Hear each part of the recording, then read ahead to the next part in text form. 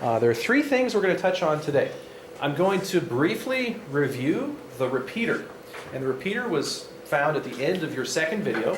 And I don't need to reinvent the wheel because the demo is there. You can always go back and watch it until you get it. But I'm going to touch on it just a little bit because it goes on into our next technique, which is how to create circles. And then I'm going to apply that to making that big tall cylinder in the middle of your paper that you guys have already planned out as a big rectangle already. Okay. So on the back of your rubric, it actually shows the process, the steps. That big rectangle will become the cylinder. We looked at this on day one. The purpose of the cylinders is to teach you a technique called foreshortening. Foreshortening. Has anybody heard that technique before? One person? Now, even if you don't know the definition, do you know the definition for foreshortening, bud? I don't remember. It's okay. Long story short, foreshortening means the angle of your subject is going to affect and distort and warp the shape of your subject. All right? The angle of your subject is going to distort and warp and affect the shape of your subject. That's foreshortening. For example, my arm is out here, right? And let's say you're going to pre-draw my arm as two cylinders. That's usually how we do it.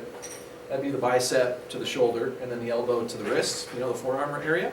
You'd probably have, forearm a little bit longer than the bicep and so on. Now, if I were to rotate my arm slightly like this at a 3/4 angle, all right, that would change the size and shape of the cylinders because they're facing you now. And since they're facing you, they're going to exist in three-dimensional space. Here they're flat, here they're in 3D, which means the fronts of the cylinders will be closer to you than the backs, which is going to compress them, alter the shape. If I go like this again, you might not even see separate shapes. Or if you do, you might see little nubbies. Okay?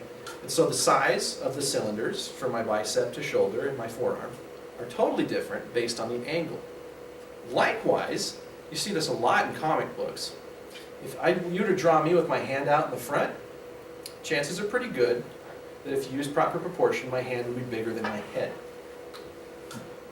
Whereas my head is bigger than my hand in reality. If I drew my hand out to the side, my hand would be smaller. All right? So as it faces you, it changes the shape of things. That's how Superman looks all heroic when he's coming at you out of the screen. That's why they don't draw Superman like this. They always draw him coming at you. And it's foreshortening to make it look realistic, believable, puts your form in space, in three-dimensional space. It really makes for a cool piece of artwork. So to teach you foreshortening, the most obvious way is to go for cylinders and to go with circles.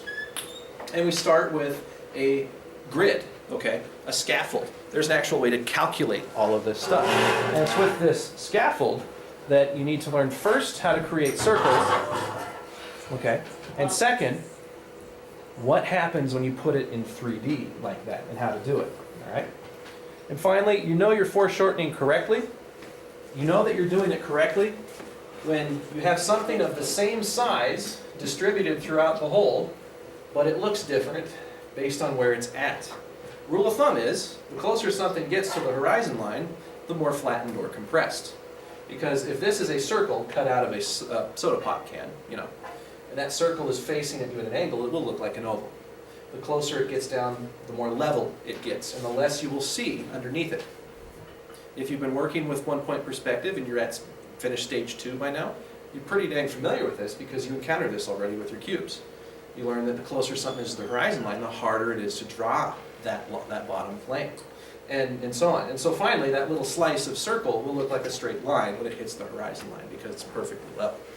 That is what I'm trying to teach you guys. So let's go over how to actually create this circle. And it's right there on your how-to sheet. I'm just going to walk right through it really quick, and then we'll apply it in 3D. Now, if at any time during this demo you can't see what I'm doing because I might bump a switch by accident on here, then please let me know. But here we go. So I'm going to start with a square, and this square is going to be the scaffold to help build my circle. When you do this, always use a t-square. All right? Unless you're doing things on your z-plane, your z-axis. Your receding plane that's going off in the distance. All right? And this is off. Schmankies, Mr. B. Get some craftsmanship, why don't you? Bad perspective. There. That's why. You see that mistake that I made right there. It'd totally throw the whole thing off.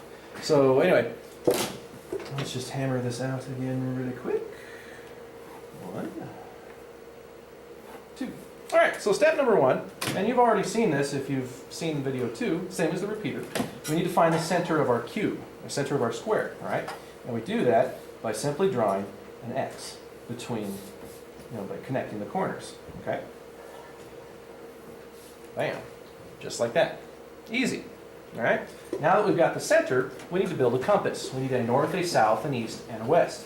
And so we find the center, and we do a y-axis line going north and south, all right? Bam. And then we create an x-axis line going east to west. Now remember, this is not in 3D. This is not in 3D. Where this grid is going to be in your picture, like if it's on the side or the underside, you'll be connecting some of these lines to your VP. You won't be doing straight up and down and left and right lines, all right? This is just how you build the grid if we're looking at it flat. So, and already you can see that a circle would fit in here mighty fine, mighty nice. All right, so the top, bottom, left, and right is where the circle will touch. Now, we actually use these quadrants here as well. You look at the slant line from the middle of the grid and to the outside, and what you want to do is try to eyeball the 2/3 mark, 2/3 of it. This would be half, this would be about 2/3, okay? Now in perspective, we don't use centimeters or inches or millimeters. We don't measure, and we don't do anything like that. But what we do, Caitlin, is we watch the screen so that we can see and so that we can learn. All right? That's just being respectful, because you don't want to insult your teacher by ignoring them. So what you do is we use reference points. We don't measure, okay? We have enough information in this to find the 2/3 for all of these without eyeballing. Anybody want to take a stab at how I could find the 2/3 mark on this without eyeballing? Find the half and then go, or no. Yeah. Bring it up, put it up into thirds. Close. Oh. It involves using this tool. Seriously, it's like, if you'll probably go, I'm sorry? I'll just show you. You'll go, aha. Seriously. Just make sure your ruler's straight. Oh, and then And just line it up straight. Bam, there's the 2/3 mark. oh. Easy as that. And we do the same thing for the other side. You want to find where it's at? Just make sure your ruler's straight. This is why you use a T-square. Way easier than I was saying. Oh, bam. I just probably did it in a different way. So, bam, there's the 2/3 mark. Okay? And if we want to see where it's at on the other side, bam, there's the 2/3 mark. In perspective, never eyeball, never guess. Always go in and try to find it. The information is there in the grid, you just need to find it. Okay? Now you can see where the circle's at. Let's begin. There's only one man that I've heard of that's actually drawn a perfect circle. He walked right up to a chalkboard, went shh, Oh, I saw that. and he did it. It was a perfect circle mathematically. One man in history. Don't know his name, but There's a draw circle. Was it a video? no. There's a video of somebody doing that too. Serious? Guess I better look. SpongeBob can draw perfect circles. So here's what you do. All you do is lightly sketch and try to maintain like a constant curve as you do it. And because, a couple of things, it's usually going to look like a football or it's going to come out looking really cruddy at first. That's okay. It doesn't have to stay that way. What I like to do is I like to lightly sketch my circle and then flip it. So that if I flip it, that shows it to my brain at a different angle. So any mistakes that I didn't see last time, I will see, all right? And so this side's longer than this one, so I need to mold this a little more. Straighten this out. And you go in, trust me, this is the hardest thing to do out of perspective. I mean, literally the hardest. Ellipses, or ovals, or circles, are the bane of any architect's existence. They don't like it, all right? It's difficult. Looks like an egg, probably because that's not a perfect square. It's a rectangle, so it will stretch the circle out. But that's how you do a circle. Let's do it in 3D now. All right? Now that you know how to build the grid, this is how you'll actually use it. All right? Let's do it. Bam. Let's make a horizon line, make a VP. All right? I'm going to do 2 of them. Oh, yeah. Duh. Thank you. All right, let's make a little rectangular Z-plane going off in the distance here, with the VP in the middle. And I'm going to do one off to the side a little bit. You'll see how they're all different. All right, this one has the VP in the center, you know. I'm going to put one up here also. How do you know it's a Z-plane? It's angled. Bingo. Slanted lines, or if it's a plane that goes off into the distance. Simple as that. There's really nothing to it. Z-plane. Anything on this plane will be going off in the distance. I'm sorry. Oh. Right, so here we go. Here's how you do it in 3D. Let's start with this one down here. And here's what we're going to do. What's our first step? Quarter-inch Draw corner. the XX snowflake. Yeah, connect the corners. You got it. Find this, and we connect the corners so we find the middle. All right. What's the next step after this? A plus sign. Yes, but this won't exactly be a perfect plus. This is now in perspective. I need to, when I look at my middle now, I don't make a straight up and down line. What I'm going to do is I'm going to connect that middle to my VP. Yes, and it just so happens because I put mine in the middle that it lines up with the VP, all right? And then we need an east to the west, which will be left to right, because this line is left to right, this line is left to right, okay? So the middle will be left to right as well. Make sure that's recording. Yes.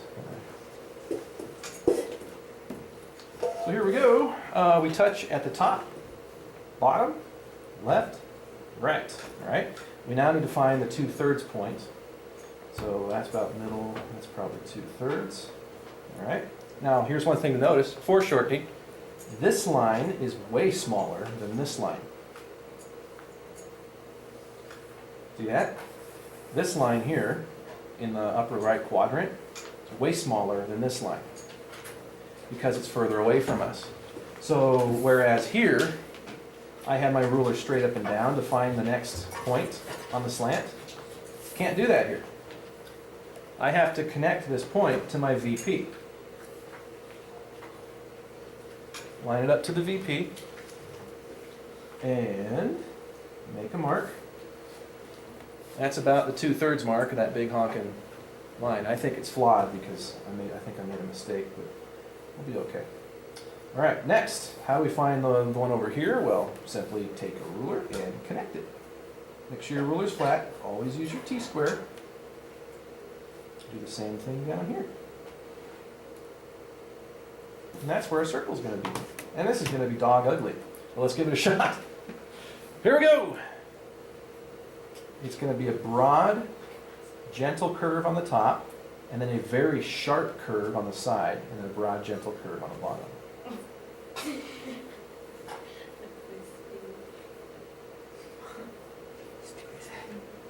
It's Stewie's head. Now it's not going to be a point, it's not going to be a football, it's going to be a cylinder, which means you have to have a sharp, you know, kind of a curve going on there. So you'll be tempted to make like a diamond, you'll be tempted to make a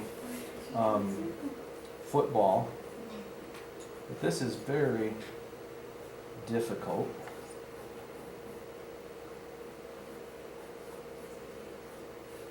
You guys want to see how the pros do it? You're gonna laugh. Is that cool or what? The only reason you can't use these, well, for one, you got to suffer through it the hard way. That's why cops always get maced or tasered when they first start, so they know what they're dishing out.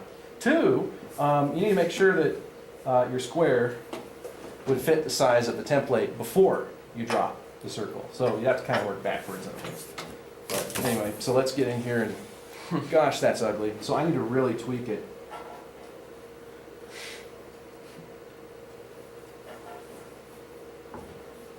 That's nasty. Nasty, I think, is an understatement. Yeah, every other class I've done today, my ovals have looked great, but not today. I mean, shoot, that's one of the ovals I made. Not today, but, you know, on the computer with the mouse. Not drawing the oval, but you know. But okay, so anyway, moving right along. So you see, that's how you do it. I'm embarrassed. So let's do another one. Let's do one up in the corner, and you're going to see how it's way distorted, way different. Step number 1: connect the corners.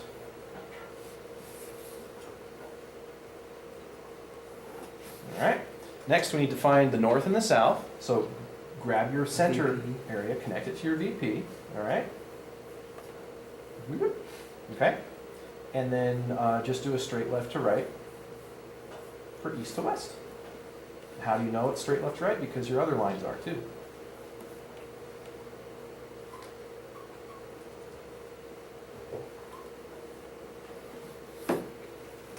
Okay. North, south, east, west. Find the 2/3 mark.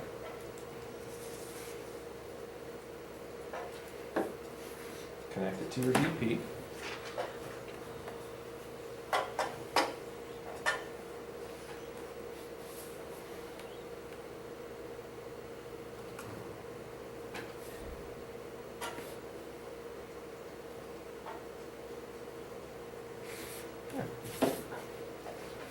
And there you go.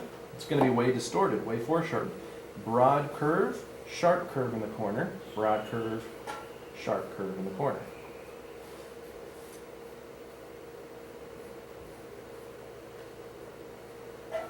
There, that's a little better. Bingo. Flip it to make sure. Always flip. Holy crud! Did that actually looks like an oval, kind of. I got lucky.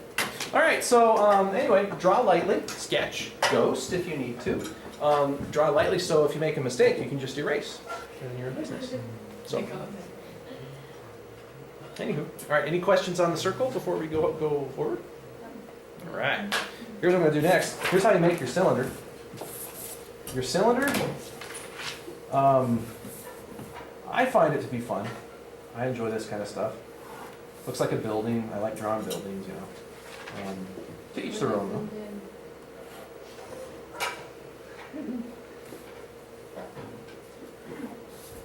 though. All right. So if you did it right, your cylinder takes up looks like a rectangle at the beginning. It takes up, a good chunk of your paper. Okay. Looks like that, top, bottom. Okay. And what we're going to do is we're going to slice this baby up. And we're going to turn it into a cylinder with some slices. What I want you to do, and you can write this in your notes, just put 3 slices on the top, 3 slices on the bottom. And we want it to cross our horizon line. Wait, use anywhere 3 slices? No, I'm talking about when you create the. Here's your cylinder. And this has 4, but do 3 on the top, 3 on the bottom. You need a slice on the top to define the top first, and you'll see me do it in a sec. Yeah, maybe a sip of water to let you guys write that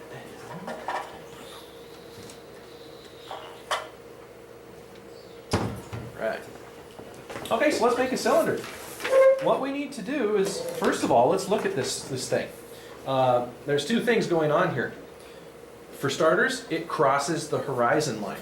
Our eye level is in the middle of this form, which means we're not going to see the top, and it also means we're not going to see the bottom. We would see the bottom if this shape were above our horizon line. We would see the top if this shape were below our horizon line. Okay. Now here's the other thing. Because the VP is in the middle, all right, we're not going to see any of the sides of this form either. So in 1-point perspective, it's going to look like simply a flat rectangle. Here is where we begin to turn it 3D. In order to create a slice, and if we look at your piece right here, in order to create a slice, you need to create a 3-dimensional plane within that rectangle. And your oval will exist inside of it. Oh. Okay? Just like stories in a building. But here's the thing. The closer it gets to the horizon line, the thinner the oval, and also the thinner your slice gets. Okay? So I'm going to show you guys how to do that. Let's start from the top. I want to at least get the VP in that frame. There we go. Okay, there we go. So let's do it. Step one, it's entirely up to you how big your slice is. I'm just going to connect the corners to my VP. And you can already probably see the ceiling of this rectangle in your mind as you look at it. Okay. What I want you to do is try to shoot for a good, fair sized slice. Like right here. Let's make it that thick. Let's close off the back of our slice, just like you close off the back of a cube.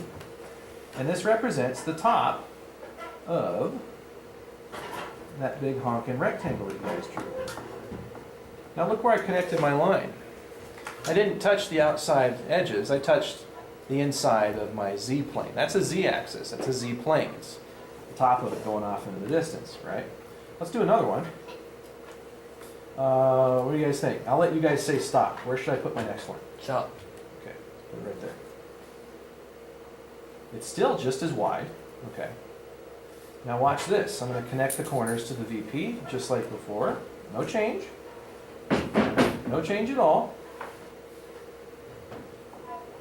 All right. But now, how far do we go to close this off? We're not going to go as far as we did before because this is lower. It's rotating down flat. The flatter it goes. Watch this. This is why I use a triangle and not a ruler. So there's no temptation to try to use inches or measuring. The same way we found that 2/3 mark in our circle grid. Watch this. I just use my ruler. Okay. I find the back corner. Make a little mark. There. That's the back of it. Only that's where you put. Exactly. That's where you put the back of the piece. That's all you do. That's all you do. All right, let's do another one. I'm going to stick in, let me say right here. Just totally random. No thought. Let's put another slice right there. Let's connect it to our VPs. Well, VP, singular. All right. Okay, so it's closer, it's further down. It's going to be thinner. Here's how we find out how thin it is. Let's find our corner again. I'm just going to use my top corner just to be consistent. Make my little mark where it intersects. There's going to be the back of our slice. Let's close off the back. So the information's there, you just have to find it. Let's get rid of our junk lines, we don't need any of these. And again, this is recorded, you can always go back to the video, part of the video, and watch it. So you see it done in front of you. Whoa, those are keys. Yeah, those are like stories in a building, levels in a building. Those are flat slices from a rectangle. There's no thickness to them, they're just far away. Right? So it's just going like this. It's a square and it gets flatter the closer to the horizon line. Pretty fun actually. All right, so we're not making squares though, we're making circles. So I'm just going to blast through some circles here. Step number one. Step number one. Anybody? X. Bingo.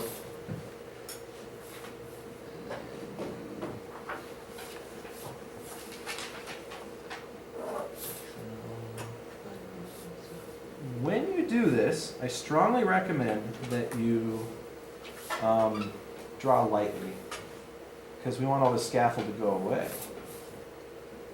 Erase as you go as well, because these lines like to add up. All right.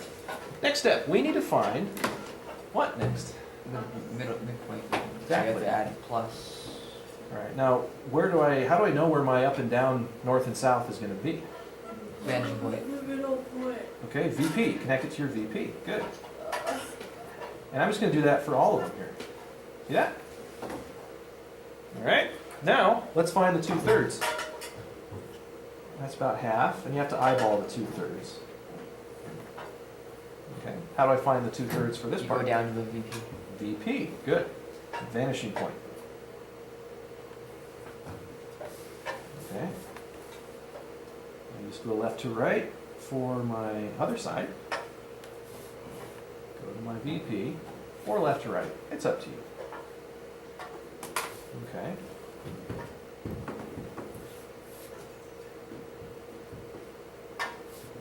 going to do that for the rest of these.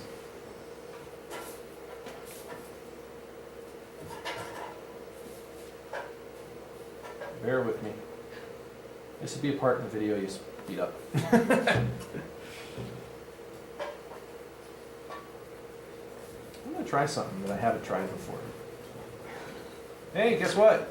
Your 2/3 is going to be the same for this upper quadrant, it looks like. Yeah. Yeah, there's the 2/3. Didn't know that. You learn something new every day, right?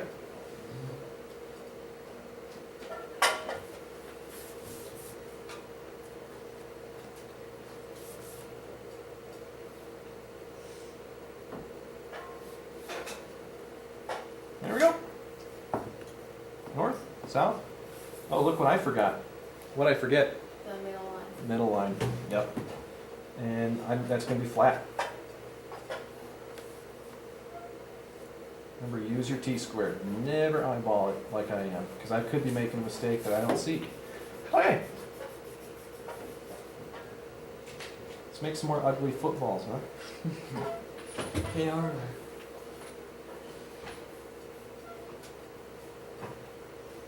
Oh, now it's turning into a Squidward. Yeah, close enough. Do you use this? No, no, only my comics. And that would be like for, like a mechanical drawing. Yeah. Usually, once you get this down, You can make it accurate enough if you don't need it. you can eyeball to a degree. And that just takes practice, really, guys. And I've been doing perspective for like the last 15 years. So, bam! There we go. Now there's one last thing to do. That's not a cylinder yet. You gotta connect them all down to the vanishing point. All right. Now when you say connect them all to the VP, what are we connecting them? From corner to corner. Right? We want to connect, because we have a new edge. Remember, these are slices in the cylinder. So this scaffold was just to help us create the circles. We need to use the edges of the circles now. Oh. All right, now watch this. Throw this in your notes too. You need to redefine the new outside edge of your cylinder.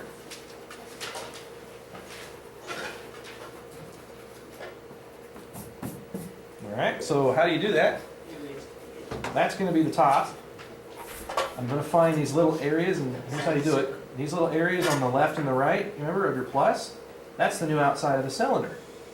So I'm just going to line up I'll connect them all. a straight line, just like that.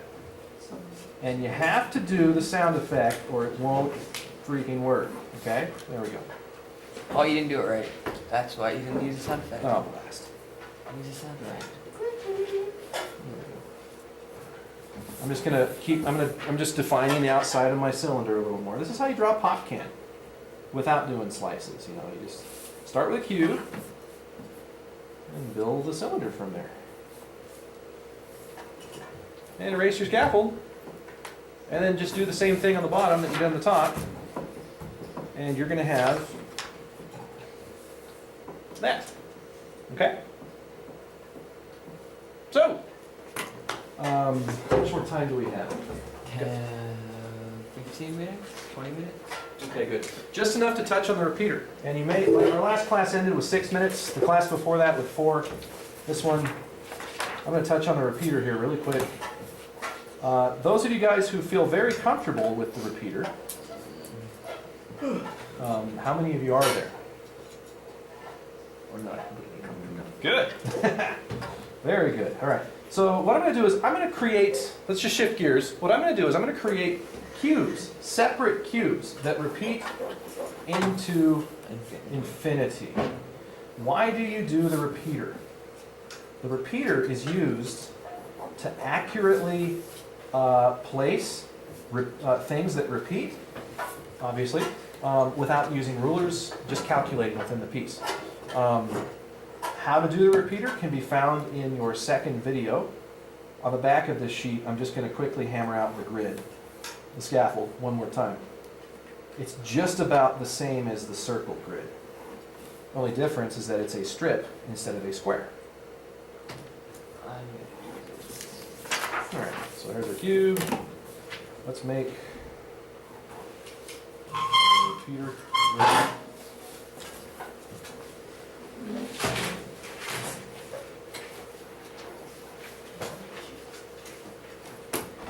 All right, here's the grid if we were to look down on it, like from directly above. Directly above, this is not it. This is just the grid, okay? Step one. If this was a sidewalk tile and I want to make more sidewalk tiles that are even without using a ruler, this is how you do it. Here's one sidewalk tile. This could be the side of, this could be a window. This could be a fence post, whatever. We need to find, once again, the middle of our form. And again, the breakdown for this is on the frayer called the repeater, repeating forms. All right, step two, make plus. Make a plus. Here's the difference between this and the circle. Step three, once you get to the plus, pull that middle line out. Pull that middle line down the form, okay? So you've got a box with an X and a plus, and the plus goes off.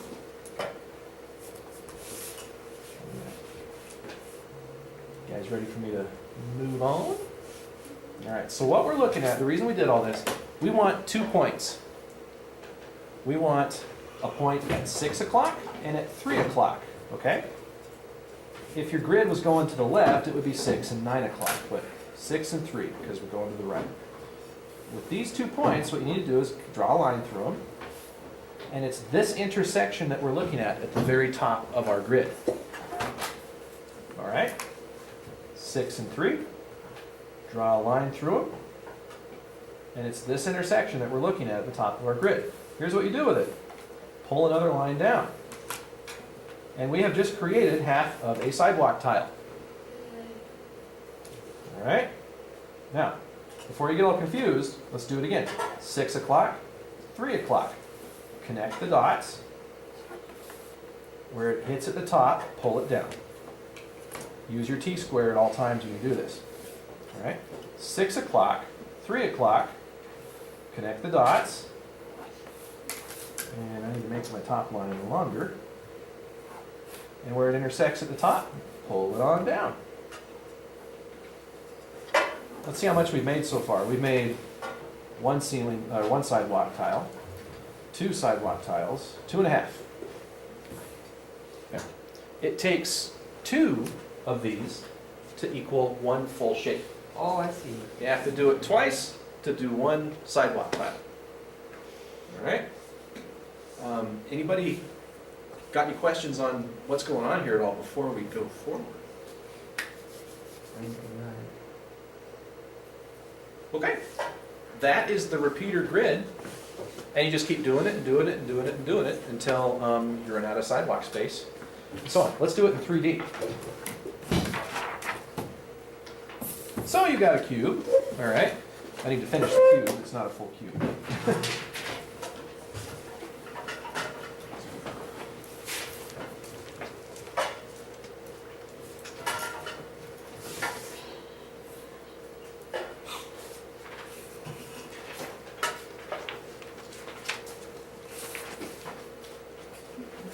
Making the lines a little bolder so that you can see them from the grid. All right, so we got a cube. And what I want is a cube, a gap, a cube, a gap, cube, gap, cube, gap, cube, gap, all into infinity. You can't draw any lines anymore because they get too tightly packed together. Here's what we do. You choose, for starters, which Z plane you're going to use. Choose the one that is the most, the biggest, the one that's easiest to see. I could choose the bottom or I could choose the top. Doesn't matter. Both are going to get the same result. I'm going to pick the one on the side because it's bigger. Okay? It's easier to see. So, step 1. What do I do? Corner to corner. Yes, corner to corner. Okay? That's to find the middle.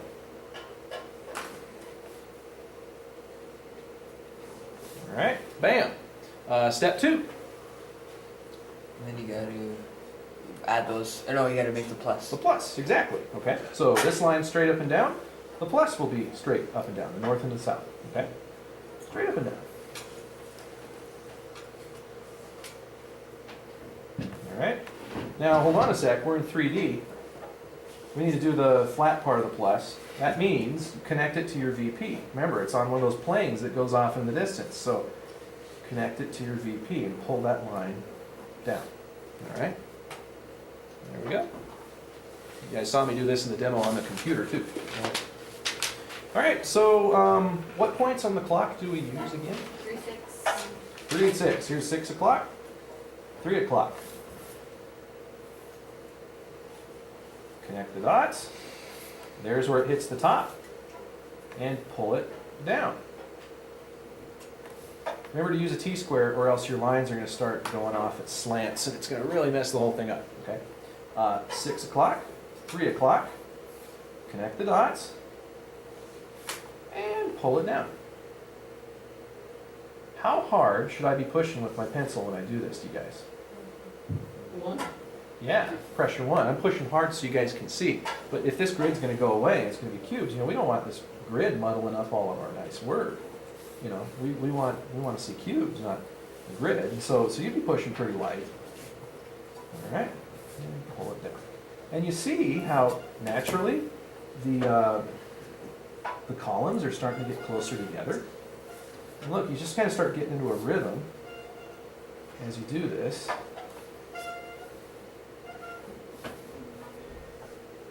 Make sure you're going in the right spots. No, shnikes. Made a mistake. There we go.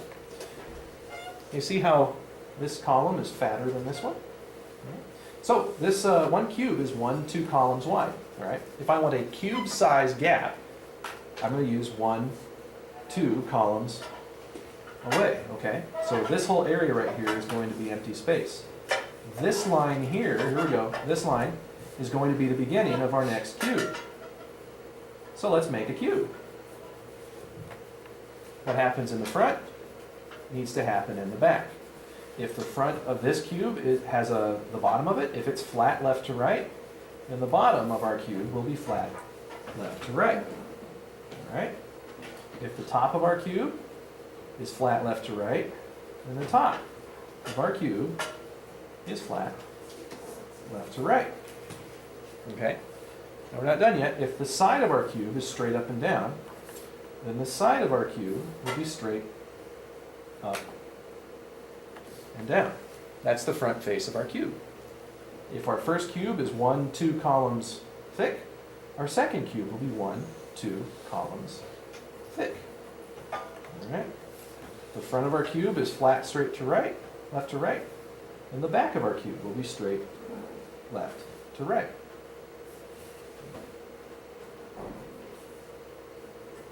There you go, you guys. Get rid of your scaffold. One thing I like to do is, at the end, stage 5 is where we shade. You just pick a light source. That'll really help these little buggers pop out. That's how you repeat. The biggest hang-up for people is this. That's the biggest hang-up. All you got to remember is look at the front face of your square and just do the same thing back there. Use your points. Use your intersection points and you will be safe. Questions at all? None. Right. All right, you guys. So you're out of here at what time? 27. 37. That went fast. That is that. You could access this video on YouTube. I think this was